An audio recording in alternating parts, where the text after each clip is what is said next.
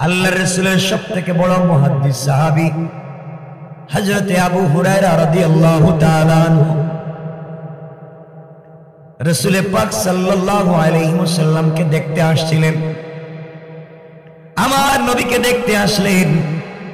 একজন নতুন লোক বের হয়েছে, সে নাকি কালিমার দাওয়াত দেয়, ইসলামের দাওয়াত দেয়। নবীজিকে দেখতে আসলেন। আসার পরে আল্লাহর রাসূলের চেহারার দিকে তাকায়া তিনি আশ্চর্য হয়ে গেলেন। এত সুন্দর চেহারার মানুষ, এত আদর্শবান মানুষ কি পৃথিবীর জমিনে হতে পারে? এক পর্যায়ে তিনি কালিমা পড়ে মুসলমান হয়ে গেলেন। আল্লাহর রাসূলের দরবারে আসা যাওয়া করেন। তার মা জানেন না হযরত আবু হুরায়রা রাসূল পাকের দরবারে আসেন, দিন শিখবার জন্য আসেন। কেউ যখন জানে না, মাও জানতে পারল না। আমার বন্ধুগণ, একদিন হযরত আবু হুরায়রা আল্লাহর নবীর দরবারে আসলেন। বাড়িতে যেতে যেতে দেরি হয়ে গিয়েছে। মা জিজ্ঞাসা করলেন, বাবা আবু হুরায়রা, তুমি কোথায়? তুমি কেন দেরি করেছো? তুমি কেন আসতে পারলা না? আবু হুরায়রা ডাক দিয়ে বলছেন, আম্মা জান, আমি তো আসতে চাইছিলাম মা, কিন্তু আমি এমন এক মানুষের দরবারে যাই, আমি এমন একটা মানুষের কাছে যাই যার কাছে স্বয়ং আল্লাহ জিবরাইলকে পাঠিয়ে দেয়। আমি এমন একজন মানুষের সংস্পর্শে যাই যার সঙ্গে স্বয়ং আল্লাহ তাআলা কথা বলে, যার কাছে কোরআন নাজিল হয়। মা জিজ্ঞাসা করলেন, আবু হুরায়রা, তুমি কার কথা বলছো? তুমি কোথায় যাও? মা, আপনি কি জানেন না আমি আব্দুল্লাহর ছেলে মুহাম্মদের কথা বলছি। দুনিয়ার মানুষ তাকে গালি দেয়, তাওহীদ আর রিসালাতের কথা বলবার কারণে গালি দেয়। আম্মা জান, আপনি জানেন না আমি তাকে পরীক্ষা করবার জন্য তার দরবারে গিয়েছিলাম। মা, যাওয়ার পরে তার চেহারার দিকে আমি তাকাই আর আসমানের চন্দ্রের দিকে তাকাই, তাকাইয়া দেখি চন্দ্রের চাইতে মুহাম্মদের চেহারা আরো সুন্দর। পড়েন সুবহানাল্লাহ। আমার মুহাম্মদ ইবনে আব্দুল্লাহ যখন কথা বলতে গিয়ে মুচকি মুচকি হাসে কথা বলে, তার গালে ঢুল পড়ে যায়। মার এই চেহারাটা এত সুন্দর, দুধে আলতা দিলে যে কালার হয় এমন কালার, লাবণ্যময় কালার হয়ে যায়। তার কপালটা এতটুকুন বড়। মাগো, কথা বলতে গিয়ে কখনো যদি গেমে যায়, তার প্রত্যেকটা গামের ফুটায় জান্নাতুল ফিরদাউসের মুস্কান বরের গ্রাম হয়ে যায়। আমার মা, আপনি জানেন না আমি এমন একজন মানুষের কাছে যাই, গভীর রাতে রাস্তা যদি অন্ধকার থাকে, অন্ধকার রাস্তায় যাওয়া যায় না, চলা যায় না। এই অন্ধকার রাস্তায় যদি মুহাম্মদ মুচকি হাসে আর দাঁতের অগ্রভাগ, সামনের দাঁত বের হয়ে যায়, এই দাঁতের আলোতে অন্ধকার রাস্তা আলোকিত হয়ে যায়। সুবহানাল্লাহ বলেন না। আমার আম্মা জান, আমি এমন একজন ব্যক্তির কাছে যাই মা, যে যুবক যখন রাস্তায় বের হয়ে যায়, মারে আসমানের মেঘমালা তাকে ছায়া দিতে থাকে। রাস্তার পাথর দাঁড়াইয়া দাঁড়াইয়া সালাম দে, সাপ তাকে সালাম দে, গুই সাপ সালাম দে, বাঘ তাকে সালাম দে। দুনিয়ার এমন কোন জিনিস নাই দেখলাম না যে জিনিস মুহাম্মদ ইবনে আব্দুল্লাহকে সম্মান দেয় না। আমি তার প্রেমে পাগল হয়ে গিয়েছি মা। এত চমৎকার আদর্শের একটা মানুষ দুনিয়ার জমিনে আমি আর দেখি নাই। মারে, আমার ফিরতে দেরি হয়েছে, আমি তার দরবারে গিয়ে কালিমা পড়ে মুসলমান হয়েছে। পড়ে সুবহানাল্লাহ। আমার মা, আপনি জানেন না মুহাম্মদ ইবনে আব্দুল্লাহ কে? আপনি জানেন না দুনিয়ার জমিনে এত সচ্চরিত্রবান ভালো মানুষ আমার জীবনে আর দেখি নাই। মা এই কথা শুনে আবু হুরায়রাকে মারলেন, পিটালেন আর বললেন, বাবারে তুমি শেষ পর্যন্তই নতুন ধর্মে যিনি আবিষ্কারক সেই মুহাম্মদের কাছে যাও। আঘাত করলেন ছোট্ট মানুষ আবু হুরায়রা। আল্লাহ রাসূলের কাছে যাওয়ার কারণে মা তাকে আঘাত করলেন। আবু হুরায়রা বলছেন, আম্মা জান, তুমি আমাকে আঘাত করতে পারো, দেশ থেকে বের করে দিতে পারো, কেটে টুকরা টুকরা করে দিতে পারো, দুনিয়ার জমিন থেকে বিদায় করে দিতে পারো, সমুদ্রে ভাসাইয়া দিতে পারো, আগুন দিয়ে জ্বালাইয়া ফেলতে পারো। আম্মা জান, আপনাকে একটা কথা বলছি, মা আপনি শুনে, আমি যেই দরবারে যাই আপনি আমাকে হত্যা করতে পারেন, জীবনে বেঁচে থাকতে কোনোদিন মুহাম্মদের কদম ছেড়ে দেওয়া যায়। সুবহানাল্লাহ পড়েন। আমার মা, আপনি আমাকে আঘাত করেছেন, মা হিসাবে নির্যাতন মারতে পারেন, আঘাত করতে পারেন, কিন্তু আমি মুহাম্মদকে ছেড়ে দিতে পারি না। মায়ের আঘাতপ্রাপ্ত হওয়ার পরে চোখের পানি মুছে মুছে ছোট্ট আবু হুরায়রা ঘর থেকে বের হইয়া দৌড়তে লাগলেন, বিশ্ব নবীর দরবারে পৌঁছে গেলেন। আমার নবীর কাছে গিয়ে বললেন, ইয়া রাসূলুল্লাহ, ইয়া হাবিবাল্লাহ, আল্লাহর পয়গম্বর, আমি আপনার দরবারে এসেছি কিছু কথা বলবার জন্য। নবীজি বললেন, আবু হুরায়রা কান্না করো কেন, কি হয়েছে? আবু হুরায়রা ডেকে ডেকে বলছেন, পয়গম্বরে আরবি, আমি আপনার দরবারে আসি এই জন্য আমার মা আমাকে আঘাত করেছেন। আল্লাহর পয়গম্বর বললেন, আবু হুরায়রা, তুমি কি আমার কাছে নালিশ করতে এসেছো? তুমি কি আমার কাছে বিচার দিতে এসেছো মায়ের বিরুদ্ধে? মা আঘাত করেছে, পৃথিবীর কারো ক্ষমতা নেই মায়ের বিচার করবা। মা শুধু মাই হয়, মায়ের মতো পৃথিবীর আর কোনো জিনিস নাই, মায়ের বিচার কেউ করতে পারে না। আবু হুরায়রা, তোমার মা তোমাকে আঘাত করেছে, আমি বিচার করতে পারবো না। আবু হুরায়রা বলছেন, পয়গম্বরে আরবি, ওগো আল্লাহর রাসূল, আমি আপনার কাছে আসি নাই মায়ের বিরুদ্ধে নালিশ করার জন্য, বিচার দেওয়ার জন্য, আমি এসেছি আপনি একটু হাত উঠে দোয়া করেন আমার মায়ের হিদায়াতের জন্য। আমার বিশ্বাস আপনি যদি আমার মায়ের জন্য দোয়া করেন, আমার বিশ্বাস আল্লাহ তাআলা আপনার হাতকে ফিরাইয়া নেবেন। আগো পয়গম্বরে আরবি, আমি জান্নাতে যাব, আমি আপনার দরবারে আসতে পেরেছি, নবুয়তের দরবারে আসতে পেরেছি, আর আমার মা জাহান্নামে যাবে, বরদাস্ত হয় না মা। ওগো আল্লাহর পয়গম্বর, বরদাস্ত হয় না, আমার মা যেন জান্নাতি হয়, আপনি আমার মায়ের জন্য একটু দোয়া করেন, হাত উঠায় দোয়া করেন। আল্লাহর পয়গম্বর বলেন, আবু হুরায়রা, দোয়া করলে কি হবে? আবু হুরায়রা বললেন, পয়গম্বরে আরবি, আপনি যদি আমার মায়ের হিদায়াতের জন্য দোয়া করেন, আমার বিশ্বাস আপনি যদি হাত উঠাইয়া দেন, আল্লাহ তাআলা কোন সময় আপনার হাতকে ফিরাইয়া দিবেন না। পড়ুন সুবহানাল্লাহ, আল্লাহু আকবার বলেন। কষ্ট হচ্ছে আপনাদের? মনে বড় ডর দিতেছেন কি সঙ্গে পড়ে দেব? কষ্ট হচ্ছে আপনাদের? আলোচনা তো লম্বা বিষয়টা না। আমার বন্ধুগণ, কি বলতে চাই শোনো। আল্লাহর পয়গম্বর বলেন, আবু হুরায়রা, তুমি আমার পাশেই বসে যাও, আমি যখন হাত উঠাইয়া তোমার মায়ের জন্য দোয়া করবো, আল্লাহুম্মা হদি উম্মা আবি হুরায়রা, আল্লাহ আবু হুরায়রার মাকে তুমি হিদায়াত দাও, তুমি আমিন আমিন বলবে। হযরতে আবু হুরায়রা বলছেন, পয়গম্বরে আরবি, আমি আমিন বলবো।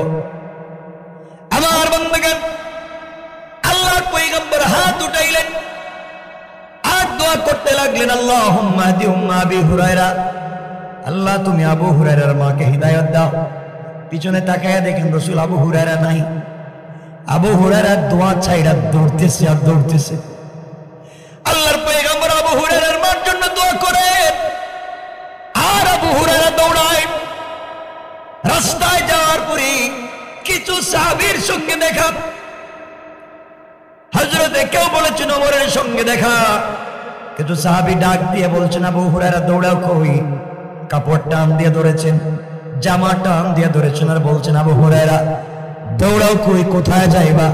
আবু হুরায়রা বলছেন, আমাকে দৌড়াইতে দাও, ও আমার ও সাহাবীরা আমাকে দৌড়তে দাও। আমি দৌড়তে চাই, আমাকে দৌড়তে দাও। সাহাবীরা বলে, আবু হুরায়রা তুমি শান্ত শিষ্ট যুবক তরুণ, তোমাকে কোনোদিন দৌড়াতে দেখিনি, তুমি কেন এইভাবে দৌড়াও, কি হয়েছে? আবু হুরায়রা বলছেন, আমাকে দৌড়াতে দাও, আমি দৌড়ে দৌড়ে বাড়িতে যেতে চাই, বাড়িতে গিয়ে দেখতে চাই আমি আগে দৌড়ে দৌড়ে বাড়িতে পৌঁছতে পেরেছি নাকি আমি যাওয়ার আগে আমার নবীর দোয়া বাড়িতে পৌঁছে গিয়েছে। আল্লাহু আকবার। আমি জানতে চাই আমার দোয়া কি বাড়িতে পৌঁছে গিয়েছে? আমার রাসূলের দোয়া কি বাড়িতে পৌঁছলো না আমি পৌঁছলাম? কি হয়েছে? আবু হুরায়রা ডেকে বললেন, কিছু হয় নাই, আমার মায়ের জন্য বিশ্বনবী দোয়া করেছেন হিদায়াতের জন্য। আমি রাসূলকে এতটুকু বিশ্বাস করতে জানি, আমি চাই আমি দেখবো আমার রাসূলের দোয়া বাড়িতে গেল কিনা। আবু হুরায়রা দৌড়ে বাড়িতে গিয়ে দরজায় নক করলেন আর ডাক দিয়ে বললেন, মা দরজা খোলো। ঘরের ভিতর থেকে আওয়াজ আসলো, কে দরজা খুলতে বলছো? আবু হুরায়রা বলছেন, আম্মা জান আমি আবু হুরায়রা, দরজা খুলে দাও। আব্দুর রহমান দরজা খুলে দাও। মা বলছেন, বাবার একটু অপেক্ষা করো, দরজা খুলে দিচ্ছি। হযরতে আবু হুরায়রা বর্ণনা করছেন, আমি বুঝতে পারলাম ওই সময় আমার মায়ের কণ্ঠ এত নরম আর দুর্বল হয়ে গিয়েছে, মায়ের কণ্ঠ থেকে আর শিরকিয়তের আওয়াজ পাওয়া যায় না। কিছুক্ষণ পরে আমার আম্মা জান দরজা খুলে দিলেন। আমি দেখি আমার মা বুড়ি মানুষ, মাথার চুলগুলা সাদা, চুল থেকে টপ টপ করে পানি পড়তেছে। জিজ্ঞাসা করলাম, আম্মা জান আপনি সন্ধ্যাবেলা গোসল করতে গেলেন কেন? আমার মা আমাকে ডেকে বলছেন, আবু হুরায়রা আমি গোসল করে পবিত্র হয়ে রেডি হয়ে আছি, তোমাকে আঘাত করবার পর অনুশোচনা হলো, সত্যি তো মুহাম্মদ খারাপ কোন মানুষ না, মুহাম্মদকে গোটা জিন্দেগি থেকে চিনি, তার মতো ভালো মানুষ আর হতে পারে না। আমার ছেলে তো খারাপ জায়গায় যায় নাই, ভালো মানুষের সংস্পর্শে গিয়েছে, কেন আমি আঘাত করলাম? বাবারে তুমি যাওয়ার পরে না জানি আমার দিলের ভিতরে একটা ঠান্ডা হাওয়া লেগে গিয়েছে, আমি আর দেরি করতে চাই না, আমি গোসল করে পবিত্র হয়ে বসে আছি, এই মুহূর্তে তুমি আমাকে নিয়ে চলো বিশ্বনবীর দরবারে, আমি এই মুহূর্তে কালিমা পড়ে মুসলমান হয়ে যেতে চাই। আল্লাহু আকবার বলেন। আমার বন্ধুগণ, হযরত আবু হুরায়রা মাকে নিয়ে চললেন বিশ্বনবীর দরবারে।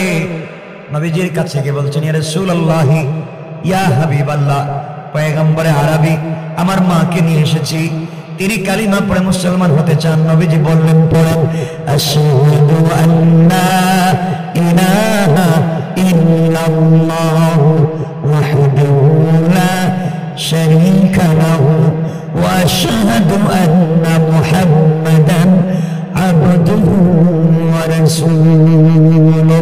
আমার মুসলমান বন্ধুগণ, কালিমা পড়ে মুসলমান হয়ে গেলেন।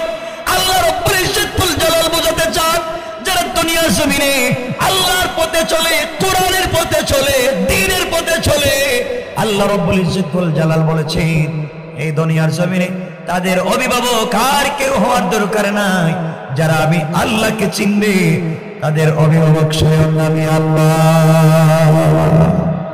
সুবহানাল্লাহ পড়েন, একটু আওয়াজ করে বলেন সুবহানাল্লাহ। অভিভাবক কে? আমাদের অভিভাবক কে? আমার বন্ধুগণ, আমি লম্বা করবো না, সংক্ষেপ করে দিচ্ছি, আপনারা কয়েক মিনিট বসেন, বসে আছেন কয়েক মিনিট বসেন, এরপরে আপনারাও আমি মুনাজাত হয়ে যাবে, আপনারাও চলে যাবেন। আমার বন্ধুগণ, এজন্য সকল কাজে আমরা যদি আল্লাহকে স্মরণ রাখতে পারি, সকল কাজে, কথাটা ভালো করে মনোযোগ দিয়ে শুনবেন, সকল কাজে আমরা যদি আল্লাহর আনুগত্য প্রকাশ করতে পারি, আমাদের জিন্দেগির সকল সেক্টরে আমরা যদি আল্লাহকে অনুসরণ করতে পারি, আল্লাহ বলছেন, গোলাম কথা দিলাম তুই দুনিয়া আমাকে মনে রাখবি, আমি আখিরাতে তোকে মনে রাখবো। সুবহানাল্লাহ বলেন। হযরতে নূহ ইসলামের কথা আপনারা সকলেই জানেন না? জানেন না? দুনিয়ায় যারা আল্লাহর সঙ্গে শয়তানি করেছে, আল্লাহ তাদেরকে শাস্তি দিয়েছেন, আর যারা দুনিয়ায় আল্লাহর সাথে ভালো ব্যবহার করেছে, আল্লাহ তাদেরকে পুরস্কার দিয়েছে। ঠিক কিনা বলেন? আপনাদের আওয়াজ তো মনে হচ্ছে অসুবিধা হচ্ছে মনে হয়। একটু হাত একটু কষ্ট করে দেখেন তো, কার কার অসুবিধা হচ্ছে দেখি। আরে এখানে অসুবিধা হইতেছে, অসুবিধা হচ্ছে আপনাদের? আল্লাহর সাথে যারা দুষ্টামি করেছে আল্লাহ কাউকে ছাড় দেন নাই। এজন্য ভাইদেরকে বলছে, শোনো, অন্যায় করতে যাইও না। অন্যায় করবা, আল্লাহ 10 তলার থেকে থাবড়াইয়া নিচতলা ফলাইয়া দেব। আর যদি আল্লাহকে চিনতে পারো, আল্লাহ কান ধরে গাছতলার থেকে 10 তলায় উঠিয়ে দিতে পারে। ঠিক কিনা বলেন? একবার সংক্ষেপ করে বলতেছি, একবার আবু জাহাল চাইলো মক্কায়, সৌদি আরবে মক্কায় ইসলাম থাকবে না। কে চাইলো? আবু জাহাল চাইলো যে মক্কায় ইসলাম থাকবে না। মক্কায় ইসলাম আছে? আবু জাহাল আছে? বলে না। বিষয়টা মহা কঠিন। আবু জাহাল চাইলো মক্কায় ইসলাম থাকবে না, মক্কায় ইসলাম আছে। আবু জাহেল, কথা বলেন। মিশরের ফেরাউন চাইলো মিশরে ইসলাম থাকবে না, মিশরে থাকবে না, তাওরাত থাকবে না, মুসার অস্তিত্ব মিশরে থাকবে না। মিস্টার ফেরাউন আছে, মিশরে ইসলাম আছে। কাফের বেঈমানরা চাইলো বাইতুল মুকাদ্দাস থাকবে না, কাফেররা নয়, বাইতুল মুকাদ্দাস আছে। কথা বলেন না কেন? আবাবিলের সম্প্রদায় যেই সময় আল্লাহ আবাবিল পাঠিয়ে দিয়েছিলেন, আবাবিল পাঠিয়ে দিয়েছিলেন বাইতুল্লাহকে হিফাজতের জন্য। মনে আছে আপনাদের এই ঘটনা? সূরা ফিলের তাফসিরে আজকে বাইতুল্লাহ আছে। কথা বলেন না কেন? হস্তি বাহিনী আছে, এই হাতির বাহিনী আছে নাই?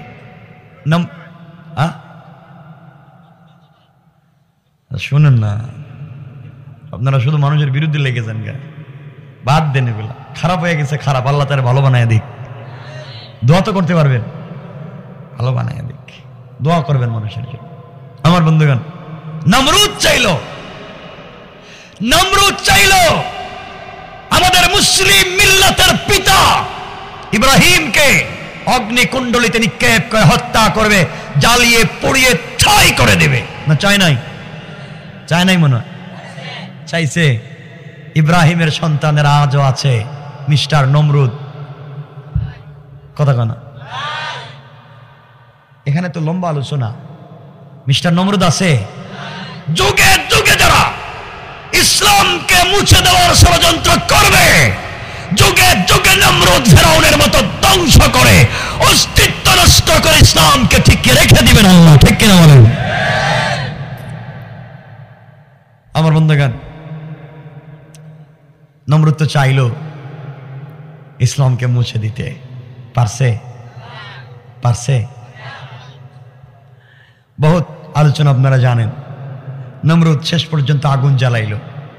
আগুন 40-50 কিলোমিটারের ভিতরে কেউ আসতে পারে না, উপর দিয়া 40-100 কিলোমিটারের ভিতরে পাখি গেলে পড়ে যায়। এত আগুন জ্বালাইছে। কারে মারার জন্য?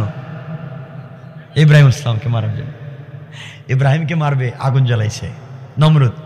আর ইব্রাহিমকে এই আগুনে ফেলবে কে? এই নিয়ে মহা মুশকিল।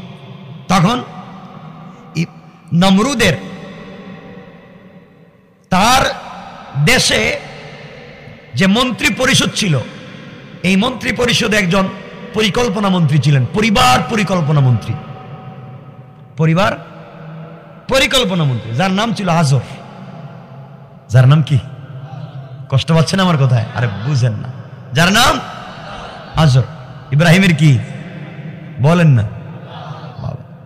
আজরকে, এখানে তো আরেকটা কথা, আজরকে কেন পরিবার পরিকল্পনা মন্ত্রণালয়ের দায়িত্ব দিয়েছিল এই নমরুদ? কথা হলো, নমরুদ একবার স্বপ্নে দেখছে যে তার দেশে একটা ছেলের জন্ম হবে, যেই ছেলের জন্মের পরে তার অস্তিত্ব পৃথিবীতে থাকবে না। এই ছেলেকে কেমনে আটকানো যায়, এই চিন্তা করে একটা আইন করলো, নাম দিল বার্থ কন্ট্রোল, জন্ম নিয়ন্ত্রণ আইন। যেই ছেলেকে পৃথিবীতে আসতে দেওয়া যাবে না। কিন্তু এই মন্ত্রণালয়ের দায়িত্ব কারে দেওয়া যায়? এই চিন্তা করে দায়িত্ব দিল আজরে, যে তুমি হচ্ছ আমার মন্ত্রী পরিষদের সব থেকে চালাক মন্ত্রী, সুতরাং কেউ যেন সন্তান জন্ম দিতে না পারে, এই আইন করে দাও। নাউজুবিল্লাহ বললেন না?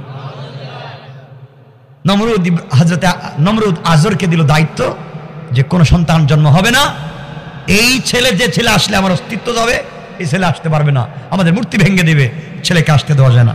আজর বলছে, বাদশাহ জাহাপনা নমরুদ, আপনি যে দায়িত্ব আমাকে দিয়েছেন এটা পঙ্খানুভাবে আদায় করব। এই দেশের কোন মানুষ ছেলে সন্তান জন্ম দিতে পারবে না। আল্লাহ কয়, ও শয়তান, ও শয়তান, তুই নমরুদের কথায় বার্থ কন্ট্রোল আইন করে এই দেশে ছেলে আটকাবি, আমি তোর গড়ে দিতেছি। আল্লাহু আকবার বললেন না? কৌশলটা কার? আল্লাহ বললেন, তুই কৌশল করে আমার ইব্রাহিমকে আটকাবে, আর আমি কৌশল করলাম তোর গড়ে দিব। এজন্য আমার আল্লাহ বলেন, ওয়া মাকারু ওয়া মাকারাল্লাহ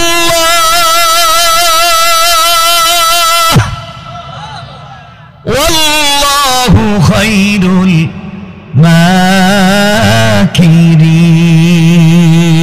মাকিরিন। আল্লাহ বললেন, কৌশল করছস ইব্রাহিমকে আটকাবি, আর আমি কৌশল করলাম তোর গড়েই দিব, পারলে আটকা। এইভাবে লম্বা কথা, এইভাবে ফেরাউনও চাইছিল মুসারে আটকাইতে। আল্লাহ কয়, মুসারে তোর গড়েই রাইকা, তোর গড়ে খাওয়াইয়া, তোর গড়ে বড় কইরা, এরপরে তোরে পিটাম। ঠিক না বলেন? কৌশলটা কার? যুগে যুগে আল্লাহ এটা সিস্টেম করে রাখছেন। সুতরাং আজও যদি কেউ শয়তানি করে, আল্লাহকে আমিও ঠিক করতেছি। কথা বলেন না কেন? যাই হোক, আমরা যেটা বলতে চাই,